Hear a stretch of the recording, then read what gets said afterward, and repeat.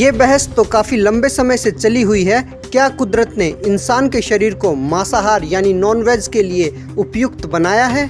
दोनों पक्ष के लोग अपने अपने तर्क इस बारे में देते हैं। जिन्हें नॉन वेज पसंद है वो कहते हैं घोड़ा घास से दोस्ती करेगा तो खाएगा क्या। वही वेजिटेरियन लोग इसे जीव और आत्मा से जोड़कर देखते हैं। बाबा बागेश्वर ने वेज और नॉन वेज पर साइंटिफिक और स्पिरिचुअल यानी आध्यात्मिक और वैज्ञानिक दोनों तर्कों पर बात की है। ध्यान से सुनिए। महापुरुष कहते हैं अपने आचरण की शुद्धि रखो। आपका आहार आपका व्यवहार बदलता है। आचरण की शुद्धि के लिए सबसे पहले आहार को बदलो। आहार पवित्र होगा, आहार शाकाहारी होगा, आपकी जिंदगी सात्विक गुजर जाएगी। आप माने या ना माने ये काफी हद तक सही है और विश्व में बीमारियों का मूल कारण बताते हुए उन्होंने कहा, आज जितने भी भारत में या विश्व में लोग हैं, सबसे ज्यादा अगर बीमारी से ग्रसित हैं तो उनके सबसे बड़ा कारण उनके आहार का बिगड़ना है। आहार को मत बिगाड़ो। अपने आचरण को सुधारना चाहते, व्यवहार को सुधारना चाहते, मेरी प्रार्थना है कितनी भी पार्टियों में तुम्हें फोकस किया जाए, फोर्स किया जाए, तुम जाओ, कोई दिक्कत नहीं मुझे। पार्टियों में जाने से मना नहीं, लेकिन वहां जाना तो अपनी पहचान बनाकर आना कि माय डियर तुम कुछ भी पाओ, हम शुद्ध आहार ही पाएंगे। फिर उन्होंने शेर का उदाहरण देते हुए एक ऐसी बात की जिसे हर कोई मानेगा। क्या आपने कभी सुना शेर 3 माह 4 माह 1 साल का भूखा हो और वो पिज्जा या बर्गर खा रहा हो? जवाब दीजिए, हाँ जी या ना जी। आपने किसी सिंह को बर्गर खाते सुना? अच्छा, बैल कितने भी वर्षों का भूखा हो, क्या तुमने कभी बैल को मांस आदि खाते देखा? जवाब दीजिए। लेकिन आदमी, इंसान तुम कुछ भी धर दो, बर्गर भी खा जाएगा, अटर सटर गटर भी खा जाएगा, ज्यादा समझाओगे तो तुम्हारी खोपड़ी खा जाएगा। है? मेरे प्यारे, एक बात निवेदन करूं, भगवान ने सबको अपने अपने हिसाब से प्रवृत्ति दे रखी।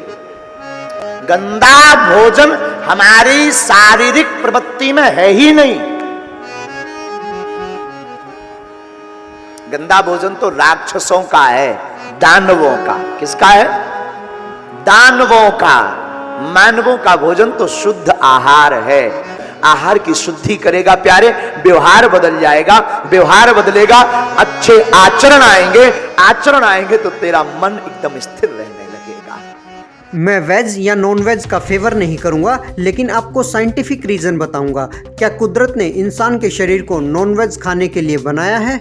दुनिया में 2 तरह के प्राणी हैं, हर्बीवोर्स और कार्निवोर्स। जो शाकाहारी प्राणी हैं उन्हें हर्बीवोर्स और जो मांसाहारी क्रिएचर्स हैं उन्हें कार्निवोर्स कहते हैं। अब मैं आपको डिफरेंस बताता हूँ। मांसाहारी यानी कार्निवोर्स में सिर्फ नुकीले दांत होते हैं, कटिंग एक्शन वाले।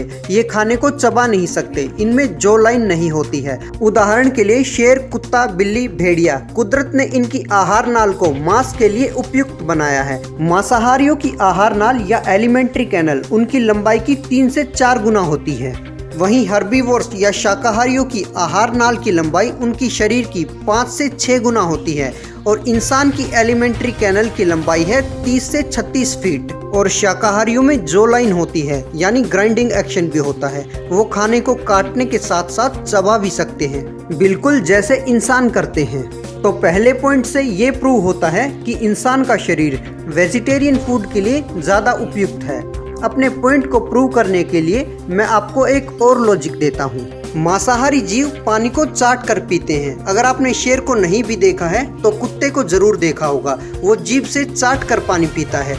वहीं शाकाहारी प्राणी पानी को घूंट कर या सीधा पी जाते हैं जैसे इंसान पीते हैं। गाय, घोड़ा, बैल, आप कोई भी एग्जाम्पल ले सकते हैं। और आगे बाबा बागेश्वर के तर्क सुनिए।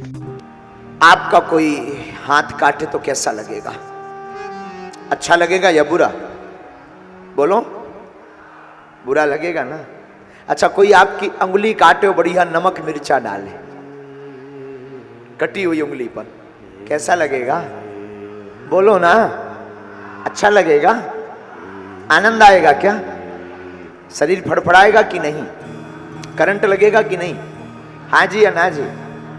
तो जिन जीवों को हम काट करके खाते हैं उन पर क्या बीतती होगी, विचार करो। हम दूसरी बात आपसे पूछते हैं, क्या तुम किसी को जीवित कर सकते हो? क्या किसी मृतक व्यक्ति को जीवित कर सकते हो?